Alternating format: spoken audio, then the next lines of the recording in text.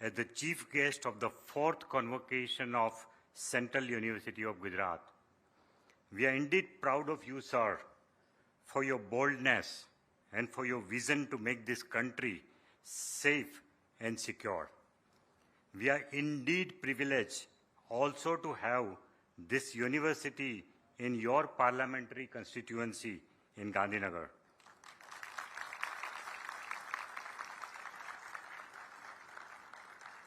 There is absolutely no doubt in my mind that presence of a resolute, inspiring, and energetic personality like you will infuse a greater sense of enthusiasm and energy in the students who are receiving degree today. The convocation ceremony of this university is a Saraswat festival. Here, students are honored for their individual achievements and are made aware of their responsibilities toward the society and the nation. Learning is essentially a lifelong process. The prescribed courses for a degree may end at the end of convocation, but the experiential education of life goes on continuously. On this auspicious occasion, I'd like to congratulate all the students who have been awarded degrees and medals today.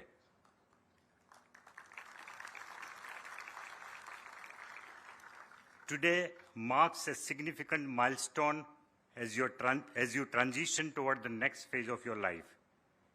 Today is the day of mixed emotions, joy, excitement, pride, and perhaps a bit of anxiety.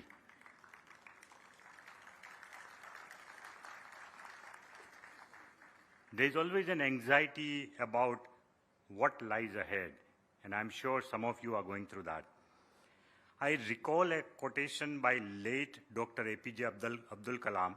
He said, "Those who dare to imagine the impossible are the ones who break all the human limitations." This was the quotation by Dr. Kalam.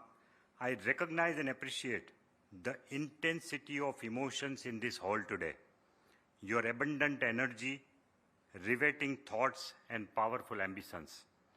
We trust the power of your dreams. We look forward to the groundbreaking journeys that you shall take upon in the coming years.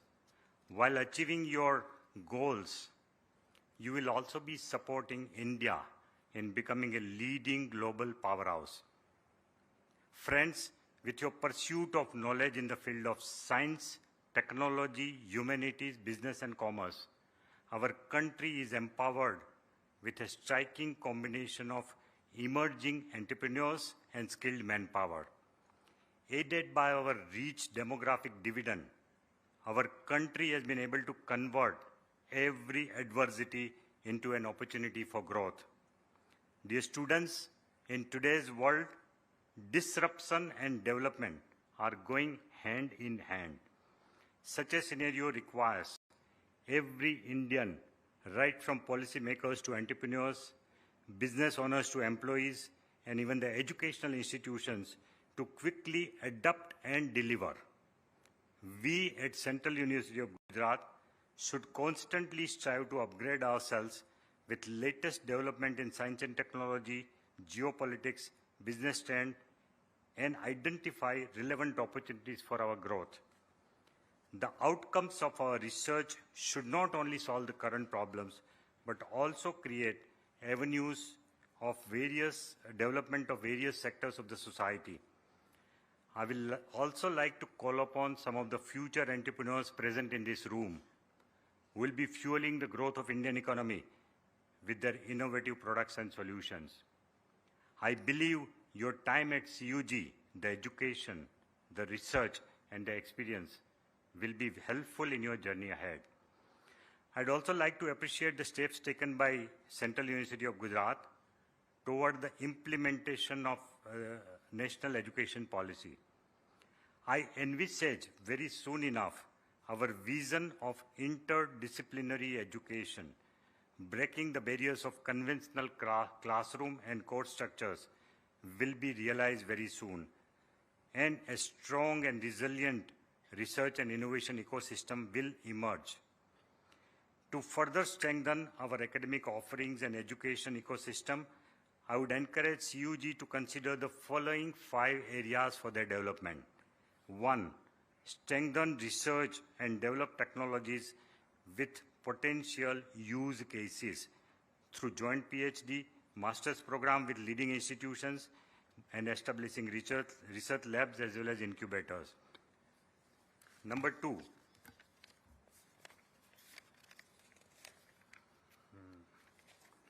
Strengthen the course curriculum with feedback from the industry and move towards interdisciplinary and skill-based courses. Third, attract foreign talent through MOUs with foreign universities, student and faculty exchange programs, participation in global ranking frameworks, and obtaining quality certifications. 4, ensure digital enablement through development of smart classrooms, online course curriculum for our distinguished courses, and integration with EdTech platforms. 5th and the last, improve the student life by activating student clubs for co-curricular activities, events, and strengthening the social infrastructure of the university. Lastly, to the graduates graduate students, I must give one message: think big, think disruptive, and execute it with full passion. There is no substitute for hard work. I've worked with many great people in my life, and one common factor I find in all of them is the hard work. I have not seen a single successful person who has succeeded without hard work. Each one of them is, and our chief guest is an example of it.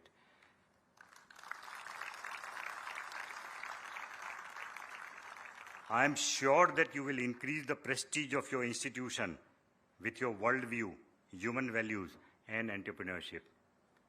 You will also fulfill the duty of a well-educated citizen of the country by presenting a high ideal of service to the country and the society. Many congratulations to all of you and wish you all the best for future. Jai Hind.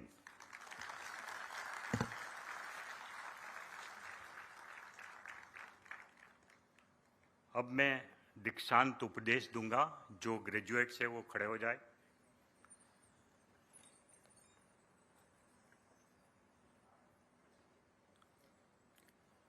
जो उपाधि प्राप्त करता आज यहाँ उपस्थित है तथा जिन्हें उपस्थित रहने की अनुपस्थित रहने की अनुमति प्रदान की गई है, उन सभी को विश्वविद्यालय के कुलाधिपति के रूप में निहित शक्तियों के आधार पर महान भारतीय परंपरा अनुसार निर्देशित करता हूं कि सदा सत्य बोले, धर्म के अनुसार कर्तव्य का पालन करे, स्वाध्याय में प्रमाद न करे, सत्य से कभी मुंह न मोड़े, नैतिक गुणों को अपनाए, ऐश्वर्य प्रदान करने वाले मंगल कार्यों को करे, माता पिता, आचार्य और अतिथि को देवतुल्य समझकर उनका सम्मान करे, सदा अच्छे आचरण को अपनाए, गलत आचरण से दूर रहे,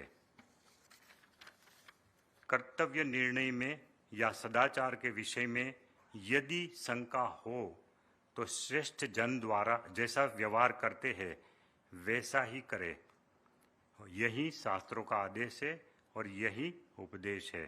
थैंक यू वेरी मच। धन्यवाद।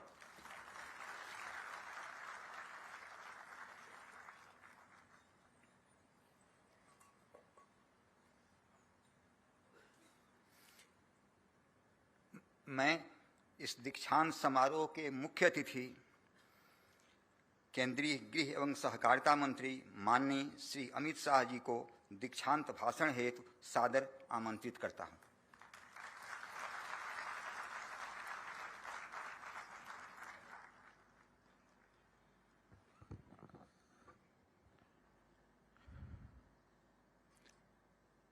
गुजरात केंद्रीय विश्वविद्यालय के चतुर्थ दीक्षांत समारोह में मेरे साथ मंच पर उपस्थित डॉक्टर हसमुख अढ़िया, कुलाधिपति गुजरात केंद्रीय विश्वविद्यालय, गुजरात सरकार के सम्माननीय उच्च और तकनीकी शिक्षा मंत्री श्रीमान ऋषिकेश भाई पटेल, श्री रमाशंकर दुबे जी, कुलपति गुजरात केंद्रीय विश्वविद्यालय, श्री एच.बी. पटेल, रजिस्ट्रार गुजरात केंद्रीय विश्वविद्यालय, मेरे सामने बैठे हुए सभी सुज्ञजन, विश्वविद्यालय से जुड़े हुए गुरुजन और विशेष रूप से आज के कार्यक्रम के उत्सव मूर्ति ऐसे जिन विद्यार्थियों को आज विद्यार्थी जीवन समाप्त हो कर समाज जीवन में पदार्पण कर रहे हैं, इस सभी उपाधि प्राप्त करने वाले विद्यार्थी भाइयों बहनों को मेरा नमस्कार और शुभकामनाएं। सबसे पहले आज 300 से ज्यादा विद्यार्थी यहाँ पर इस सभागार में उपस्थित है। ये कार्यक्रम समाप्त होने के बाद शायद आपका विद्यार्थी जीवन समाप्त हो जाएगा, मगर एक बात मैं जरूर कहना चाहता हूं कि आपके अंदर के विद्यार्थी को कभी भी मरने मत देना। अंतिम सांस तक जो व्यक्ति विद्यार्थी बना रहता है वो ही समाज को, दुनिया को और ब्रह्मांड तक की व्यवस्था को सुव्यवस्थित करने के लिए कुछ देकर जा सकता है। आज से आप आपके विद्यार्थी जीवन में जो कुछ भी प्राप्त कर रहे हैं, इसके आधार पर आपके व्यक्तिगत जीवन को सजाने में, संवारने में लगेंगे, आपकी व्यक्तिगत कैरियर को बनाने में लगेंगे और आपके विकास के माध्यम से देश के विकास के लिए भी आप बहुत बड़ा योगदान कर पाएंगे। अतः मैं आप सभी को मनपूर्वक बहुत बहुत बधाई और शुभकामनाएं देता हूं कि आपकी ये आज से शुरू होने वाली यात्रा बहुत शुभ हो। मेरी अनंत अनंत शुभकामनाएं हैं। मित्रों, आज जब मैं यहाँ आया हूं और आप सभी लोग विद्यार्थी जीवन समाप्त कर जा रहे हैं, उपाधि प्राप्त कर जा रहे हैं, उस वक्त मैं आपको ये बात की और आपका ध्यान जरूर दिलाना चाहता हूं कि आपकी जो बैच है गुजरात केंद्रीय विश्वविद्यालय की, वो अमृत महोत्सव की बैच के रूप में जानी जाएगी। इसका आपको हमेशा बोध रहना है, क्योंकि ये वर्ष जो है आजादी के अमृत महोत्सव का वर्ष है। हमारे देश की आजादी को 75 साल समाप्त हुए हैं और उसी वर्ष में आप यहां से उपाधि प्राप्त कर पदवी प्राप्त कर कुछ लोग मेडल प्राप्त कर जा रहे हैं। ये आपके लिए बहुत गर्व का विषय हो सकता है। आपके लिए एक बहुत बड़ा एक प्रकार से मणिकंचन योग है कि आप आज उपाधि भी लेकर जा रहे हैं और अमृत महोत्सव के वर्ष की उपाधि प्राप्त करता आप बनेंगे।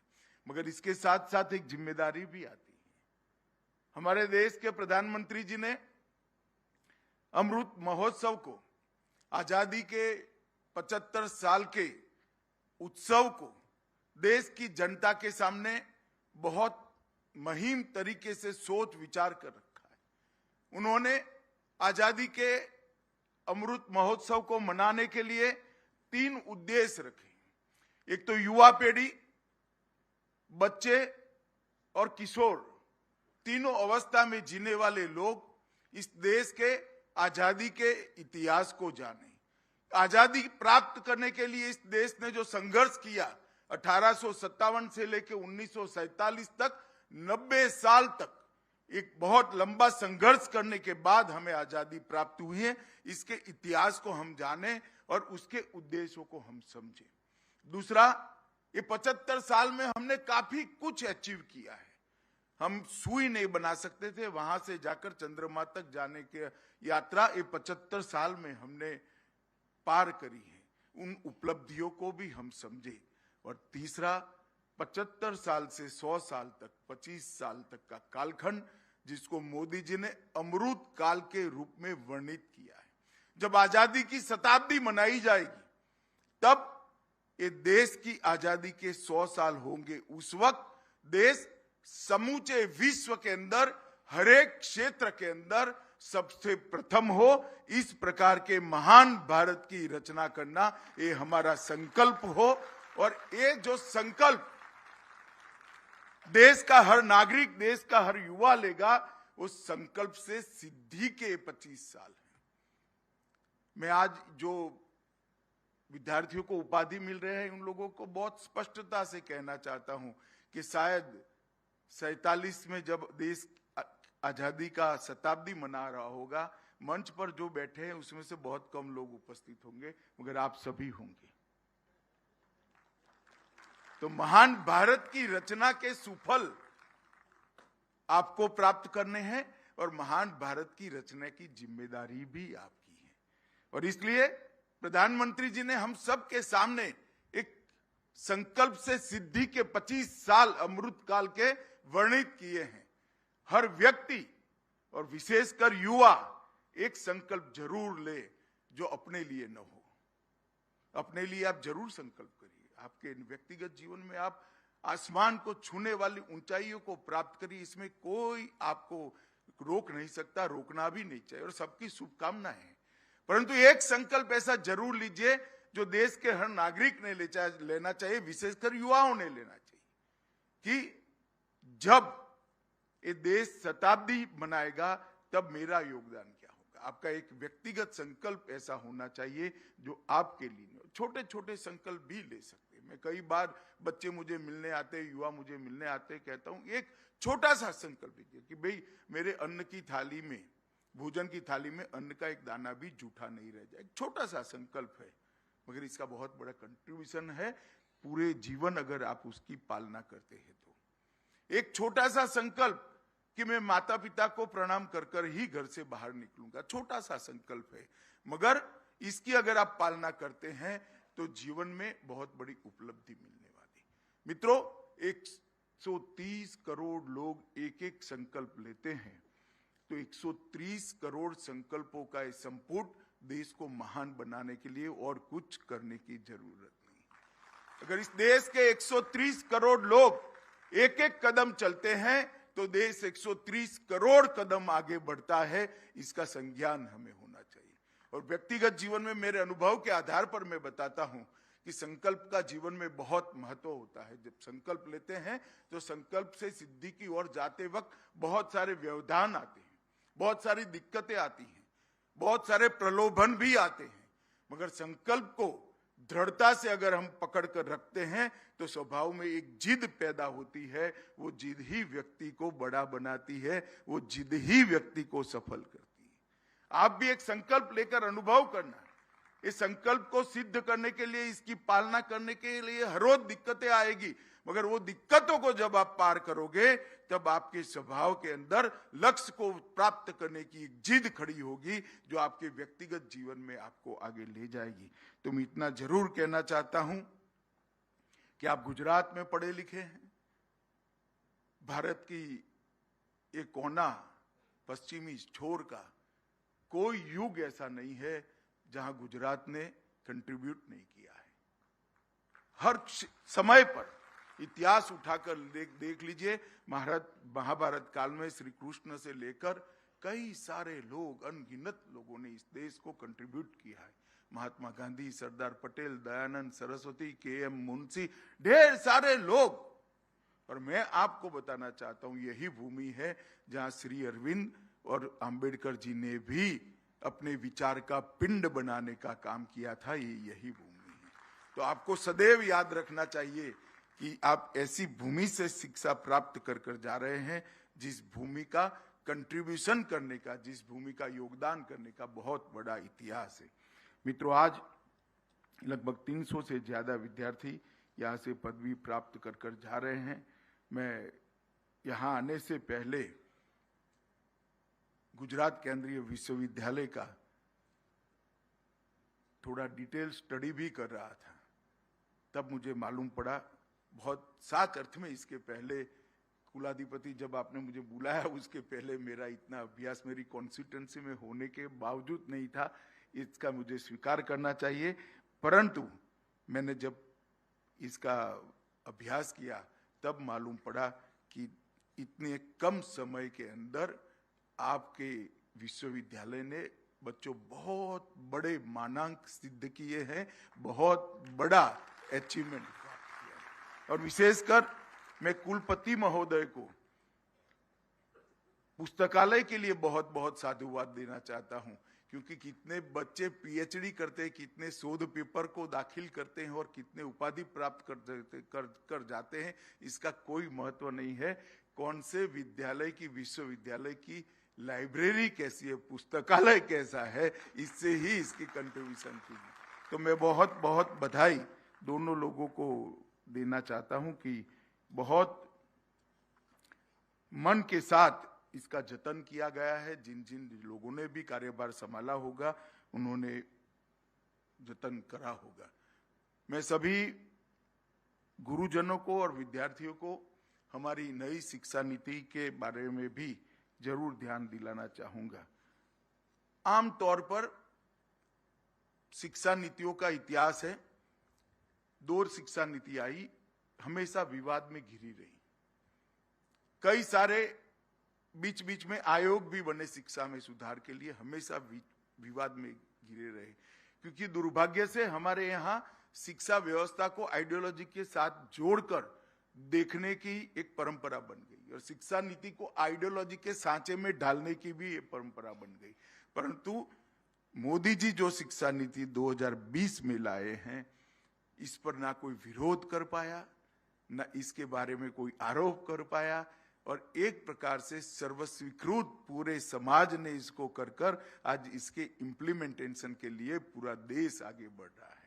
मगर वो शिक्षा नीति को आप ध्यान से बारीकी से जरूर पढ़ना चाहिए। विशेष आग्रह मेरा गुरुजनों के लिए है, क्योंकि शिक्षा नीति को जब आप बारीकी से देखेंगे तो ढेर सारे, इसको अगर शब्दों से पढ़ेंगे तो इसकी आत्मा समझ में नहीं आएगी। जिसको कहते हैं अंग्रेजी में बिटवीन द लाइन पढ़ेंगे तब जाकर मालूम पड़ेगा कि शिक्षा नीति के निहितार्थ क्या है। और मैं समझता हूं कि भारत के युवाओं को विश्व के युवाओं के सामने किसी भी मंच पर खड़ा करने कई मूल रामबाण अगर कहीं है तो हमारी नई शिक्षा नीति के अंदर है। और केंद्रीय विश्वविद्यालय गुजरात को भी मैं कहना चाहता हूं कि नई शिक्षा नीति के इम्प्लीमेंटेशन के लिए आपने जो कुछ भी किया है वो पर्याप्त नहीं है, उसको और खंत और मन के साथ नीचे तक पहुंचाने के लिए करना पड़ेगा। एक व्यापक विचार विमर्श के बाद इस शिक्षा नीति को बनाया गया है। जब बन रही थी तब मैं पार्टी का अध्यक्ष था। पार्टी के अध्यक्ष के नाते मैं भी इसके अंदर काफी चर्चाओं में शामिल होता रहता था, परंतु संकुचित सोच के दायरे से हमारी शिक्षा को समग्रता से बाहर लाने का काम ये शिक्षा नीति करने वाली है। और इस शिक्षा नीति विद्यार्थियों के अंदर पड़े हुए बचपन से लेकर जब तक विद्या समाप्त होती है, विद्या का कालखंड समाप्त होता है, जितनी भी क्षमताएं पड़ी हैं वो सभी क्षमताओं को प्लेटफॉर्म देने का काम इस शिक्षा नीति के अंदर है। मित्रों, शिक्षा का उद्देश्य अच्छी नौकरी प्राप्त करना, किसी एक विषय में अच्छा ज्ञान प्राप्त करना, अपने व्यक्तिगत जीवन को सुधार लेना, संवार लेना, ये नहीं है। शिक्षा का उद्देश्य संपूर्ण मानव बनना, यही शिक्षा का उद्देश्य है और इस दिशा में हमेशा पुरुषार्थ करना चाहिए। और ये शिक्षा नीति आपको मौका देती है एक संपूर्ण मानव बनने का।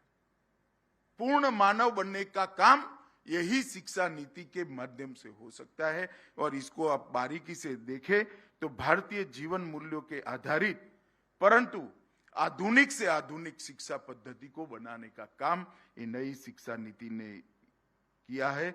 इस नीति के द्वारा डिजिटल व ग्लोबलाइज दुनिया में भी भारतीय शिक्षा व्यवस्था को किस प्रकार से प्रस्तापित किया जाएगा, इसकी भी पूरी डिजाइन इस शिक्षा नीति के अंदर है।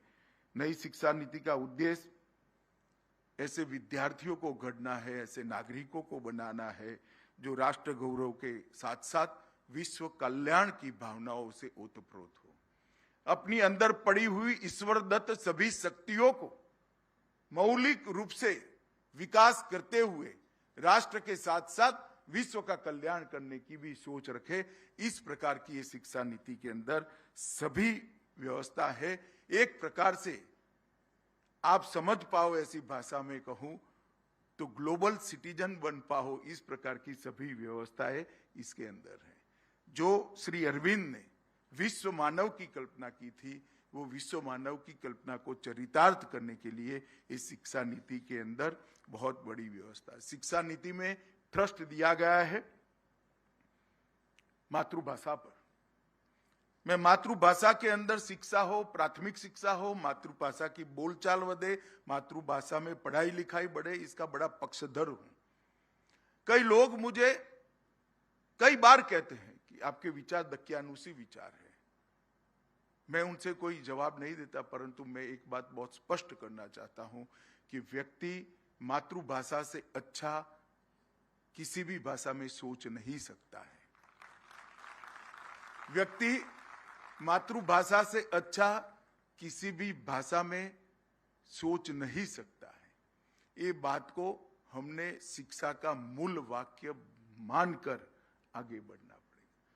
मातृभाषा ही व्यक्ति के अंदर जो सोचने की क्षमताएं हैं, इसको अनेक पंख लगा देती है। मातृभाषा ही विश्लेषण की क्षमताओं को बढ़ाती है। मातृभाषा ही तर्क को धार देती है। मातृभाषा ही निर्णय पर पहुंचने के लिए आत्मविश्वास पैदा करती है। और मातृभाषा ही अभिव्यक्ति में बोल्डनेस लाती है, अभिव्यक्ति के अंदर निर्भीकता लाती है।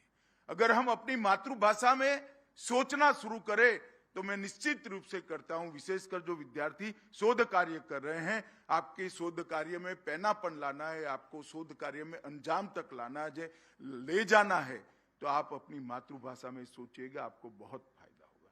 इसलिए इस शिक्षा नीति के अंदर हमने व्यवस्था करी है कि प्राथमिक शिक्षा मातृभाषा में होनी चाहिए। और मैं तो वहां तक कहता हूं कि टेक्निकल एजुकेशन और मेडिकल एजुकेशन के अंदर भी मातृभाषा में शिक्षा करनी चाहिए।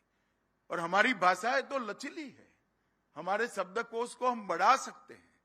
मानो गुजरात में आप है, मेरे सामने भागेश भाई बैठे, गुजराती शब्दकोश की रचना में हम मेडिकल साइंस के कई सारे शब्दों को गुजरात के शब्द कर स्वीकार कर सकते हैं। हम बड़ा बनाए शब्दकोश को। अगर टेक्निकल एजुकेशन के कुछ मूल शब्द गुजराती भाषा में नहीं है, तो दूसरी भाषा के हम स्वीकार कर ले। हमारी भाषाएं बड़ी लचीली है, इसको विस्तृत करना चाहिए।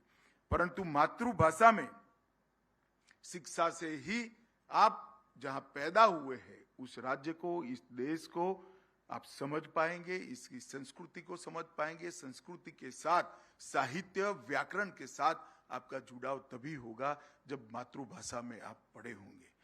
शिक्षा को और शिक्षा के माध्यम को करियर के साथ नहीं जोड़ना चाहिए। शिक्षा व्यक्ति के अंदर पड़ी हुई सभी क्षमताओं को निर्बाध रूप से बाहर लाने का माध्यम होना चाहिए। शिक्षा अच्छी नौकरी प्राप्त करने का साधन नहीं, जरिया नहीं बनना चाहिए। शिक्षा एक बहुत अच्छे कैरियर का जरिया नहीं बनना चाहिए। एक बार व्यक्ति अगर बड़ा बन जाता है, तो बाकी सब अपने आप बड़ा ही बड़ा होना है। मित्रों, उच्च शिक्षा के अंदर लचीलापन लाने का भी नई शिक्षा नीति के अंदर हमने ढेर सारे प्रावधान करे हैं। नई शिक्षा नीति को बहुत ही फ्लेक्सिबल बना दिया है। पहले अगर कोई बच्चा 3 साल की पढ़ाई 2 साल में छोड़ देता था, तो उसको डिग्री या डिप्लोमा नहीं मिलता था। अब 1 साल की पढ़ाई कर लेंगे तो सर्टिफिकेट मिलेगा, 2 साल की पढ़ाई करेंगे तो डिप्लोमा मिलेगा, 3 साल की पढ़ाई करेंगे तो डिग्री मिलेगा, और 4 साल पूरा करेंगे तो रिसर्च के लिए आगे बढ़ सकते हैं। शिक्षा कभी आधी नहीं हो सकती, अधूरी भी नहीं हो सकती, क्योंकि व्यक्ति पूरा जीवन विद्यार्थी रहता है। तो शिक्षा के हर स्तर के साथ इसका एक्नॉलेजमेंट करने की व्यवस्था इस शिक्षा नीति के ऊपर है। ई लर्निंग पर भी जोर दिया गया है। मल्टी डिसिप्लिनरी विद्यालयों और क्लस्टर्स की स्थापना के लिए भी व्यवस्था करी है, और multi disciplinary education and research university Meru का भी प्रावधान इसके अंदर हमने किया है। इस सारी चीजों से ढेर सारी सुविधाएं आप जैसे विद्यार्थियों को होने वाली हैं। पहले की शिक्षा पद्धति का फोकस रोट लर्निंग पर था, हमने एक्टिविटी बेस्ड लर्निंग को थ्रस्ट दिया है और इसके आधार पर सोचने की क्षमता बढ़ाने के लिए भी और विद्या को अभ्यासक्रम के दायरे से बाहर निकालने का भी एक प्रकार से हमने प्रयास किया है। थियोरी की जगह एप्लीकेशन पर फोकस करने से ढेर सारा प्रकार के परिवर्तन हम विद्यार्थियों में देख पाएंगे। भारतीय उच्च शिक्षा आयोग को 4 वर्टिकल देकर हमने एक नई व्यवस्था खड़ा करना किया है। National higher education regulatory council बनाई है, हायर एजुकेशन काउंसिल बनाई है, जर्नल एजुकेशन काउंसिल बनाई है और नेशनल एक्रेडिटेशन काउंसिल भी बनाई है। इस प्रकार से भारतीय उच्च शिक्षा आयोग के 4 वर्टिकल बनाकर हमने बहुत आगे तक शिक्षा के लिए सोचकर इसके अंदर प्रयोग करने का निर्णय किया है और ये सफल प्रयोग होंगे।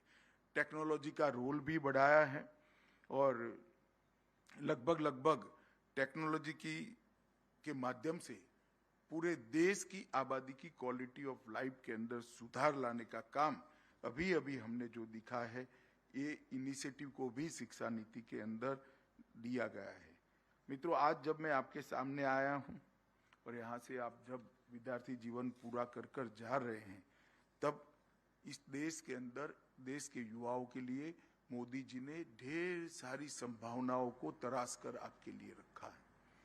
एक जमाने में शिक्षा के बाद नौकरी ढूंढना ही हमारे लिए मार्ग था। मोदी जी ने ढेर सारे नए क्षेत्र को हमारे देश के युवाओं के लिए खोला है।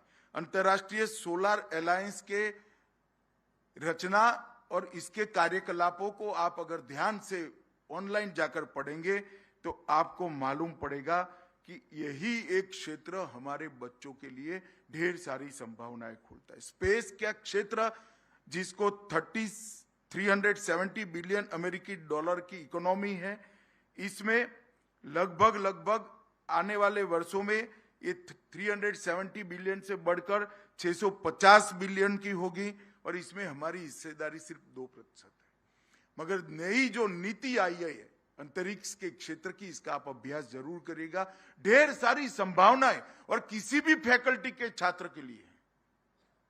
आपको अगर कोई दिक्कत हो तो मुझे भी मेल लिख दीजिएगा, मैं जरूर जवाब करूंगा आपको। हर एक फैकल्टी के छात्र के लिए स्पेस की पॉलिसी के अंदर संभावनाएं पड़ी है। इसके साथ अभी मैं आया था, मेरे ही मत क्षेत्र में बना है, मेरे लिए बहुत गौरव की बात है। Indian national space promotion and authorisation centre को भी बनाया है। इसमें आपके R&D के लिए सरकार ने बहुत सारी व्यवस्था करी है। रिसर्च एंड इनोवेशन के लिए भी ढेर सारा पैसा बजट में अंदर अब प्रोविजन होने लगा है। अमेरिका की जीडीपी में, इतनी बड़ी जीडीपी में वो 2.8% खर्च करते हैं, इजराइल 4.3%, दक्षिण कोरिया 4.2% और भारत 0.7%। इसको भी हम आगे बढ़ा रहे हैं, वो आपके लिए बहुत सुविधा की बात है। मित्रों, स्टार्टअप की बात मैं करता हूं, आपके यहाँ भी कुछ अच्छे स्टार्टअप बने हैं यूनिवर्सिटी के अंदर, परंतु आप साइज और स्केल किस प्रकार से ये 9 साल में परिवर्तित हुआ है ये जरूर समझिएगा, जिससे आपके सामने कितनी अपार संभावनाएं उपलब्ध है इसका आपको अंदाज आए। एक जमाना था 2016 में, 16-17 में हमारे पास 724 स्टार्टअप थे। 2022 में हमारे पास 70,000 से ज्यादा स्टार्टअप हम हमारे पास लेकर बैठे। कहां 724 और कहां 70,000, इस पर से आप मालूम कर सकते हो कि कितना इनिशिएटिव लिया, कि कितनी लचीली पॉलिसी, इनकम टैक्स से लेकर फाइनेंस से लेकर वर्किंग कैपिटल से लेकर कैपिटल फाइनेंस तक सारी प्रकार की व्यवस्थाओं को वहां किया गया है। और मैं आपको सिर्फ संख्या पर मत जाइएगा, 2014 में यूनिकॉर्न स्टार्टअप, आप यूनिकॉर्न स्टार्टअप जानते हैं क्या है? 2014 में सिर्फ 4 यूनिकॉर्न स्टार्टअप थे और आज विश्व की यूनिकॉर्न क्लब में 107 बच्चों के स्टार्टअप यूनिकॉर्न स्टार्टअप बनकर निकले हैं। ये हमारे युवाओं ने कर दिखाया है। और 107 यूनिकॉर्न स्टार्टअप जिस देश के पास हो, इस देश का भविष्य सुनहरा है। आज 44%, बच्चियां जरूर जोर से तालियां बजाएं, 44% स्टार्टअप बच्चियों ने बनाए हुए स्टार्टअप, और 45% स्टार्टअप टायर 2 और टायर 3 के शहर में बने। मैं एक बताना चाहता हूं, जिसके अंदर क्षमता पड़ी है, इसके साथ अब अन्याय नहीं हो सकता। आपके अंदर क्षमता है, पुरुषार्थ करने की क्षमता है, इनोवेशन की क्षमता है, तो आपके लिए ढेर सारे प्लेटफॉर्म उपलब्ध है। मेक इन इंडिया से माध्यम से आज भारत विश्व भर में उत्पादन का हब बन रहा है। 400 अरब अमेरिकी डॉलर का निर्यात हमने किया है। पीएलआई स्कीम के माध्यम से ढेर सारे नए नए क्षेत्र में, चाहे बैटरी बनाना हो, चाहे सेमीकंडक्टर बनाना हो, ड्रोन की पॉलिसी लाकर ये करना है, स्पेस के क्षेत्र में आगे बढ़ना है। जिस क्षेत्रों के बारे में भारत कभी सोच नहीं सकता था, वो क्षेत्र को आपके लिए खुला कर छोड़ दिया गया है। इसके अंदर अपार संभावनाएं पड़ी है। सिर्फ पीएलआई योजना के तहत ही अब तक 3 ही साल के अंदर, कोरोना से लेकर अब तक 4.4 लाख करोड़ का निवेश आया है। जो बच्चे शोध कार्य कर रहे हैं, उनको भी मैं कहना चाहूंगा कि 2014 में हमारे यहाँ 3000 पेटेंट के आवेदन आते थे। 2014 में 3000 पेटेंट के आवेदन आते थे। 2021-22 में 3000 से बढ़कर 1.5 लाख पेटेंट के आवेदन सालाना आते हैं। और उसका कन्वर्जन 2013-14 में 3000 आते थे, उसमें से 211 पेटेंट ग्रांट होते थे, ज्यादातर इंडस्ट्री बेस्ड पेटेंट थे। परंतु आज 2021-22 में 1.5 लाख आते हैं और इसमें से 24,000 पेटेंट ग्रांट होते हैं और 24,000 में से 23,700 पेटेंट पर्सन के, व्यक्ति के हैं, इंडस्ट्री के नहीं है। इससे आपको मालूम पड़ना चाहिए कि आपके लिए कितनी अपार संभावनाएं नरेंद्र मोदी जी ने खड़ी की है। मित्रों, आज जब आप अपना नया जीवन शुरू कर रहे हैं और यहाँ जो गुरुजन बैठे हैं, तो उनका तो काम ही है कि आपके पास जो बच्चा आता है उसको बड़ा बनाकर आपको भेजना। हमारे यहाँ संस्कृत में गुरु शब्द बड़े के लिए करा है। तो बच्चा आता है, इसकी मति अल्प होती है, अल्पमति को गुरुमति जो बनाता है वो ही गुरु होता है। आपका तो यही काम है। मगर मैं दोनों को अपील करना चाहता हूं, दोनों का आह्वान करना चाहता हूं कि हमने महान भारत की रचना के लिए हमारे जीवन के 25 साल देने का समय अब आ गया है। दुनिया में किसी भी देश ने कुछ सिद्ध किया है तो वो जनता ने ही किया है, लोगों ने ही किया है, विशेषकर युवाओं ने किया है। मैं सारे युवा विद्यार्थियों का आह्वान करना चाहता हूं, ये 25 साल आंख मूंद कर मेरे जीवन में भारत सर्वप्रथम और दुनिया में भारत सबसे प्रथम, ये निर्णय को आप मंत्र बना लीजिए और आगे बढ़िए। मेरी अनंत अनंत शुभकामनाएं आप लोगों के पास है। मुझे विश्वास है इतने अच्छे केंद्रीय विश्वविद्यालय से आप लोग डिग्री लेकर जा रहे हैं, उपाधि लेकर जा रहे हैं। आपका जीवन शुभ हो, आपकी कैरियर, व्यक्तिगत कैरियर भी बहुत अनंत संभावनाओं वाली हो, ऐसी शुभकामनाएं देकर मेरी बात को समाप्त करता हूं। और मैं थोड़ा, मेरा हेलीकॉप्टर को उड़ने की इजाजत नहीं मिली वेदर के कारण, इसलिए थोड़ा लेट हुआ। समाप्त ना कर मेरी बात को समाप्त करता हूं। वंदे मातरम, भारत माता की जय।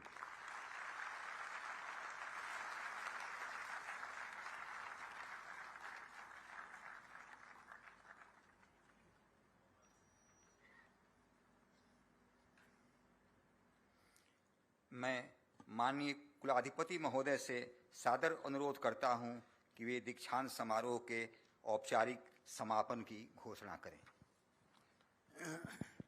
मैं गुजरात केंद्रीय विश्वविद्यालय के चतुर्थ दीक्षांत समारोह के समापन की घोषणा करता हूं।